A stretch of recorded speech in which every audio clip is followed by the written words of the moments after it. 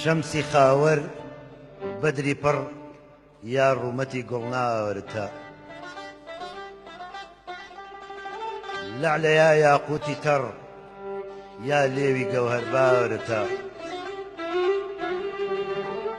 نور و زوڵمەت پێکەون توخوانی گارە پێم بڵێ، یا مەگەر کوڵمی لەتیف و زوڵفی عنبەرواورتە.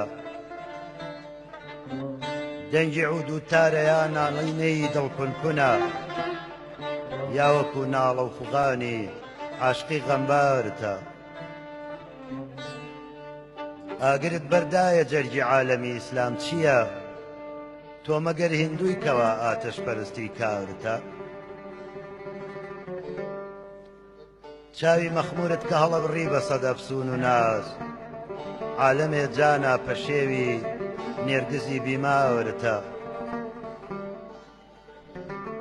وەختی لوتف و ڕەحمە ئێستا دەرحەقی عوشاقی خۆت، فرسەتە سادەی زەمانی گەرمی بازاڕتە.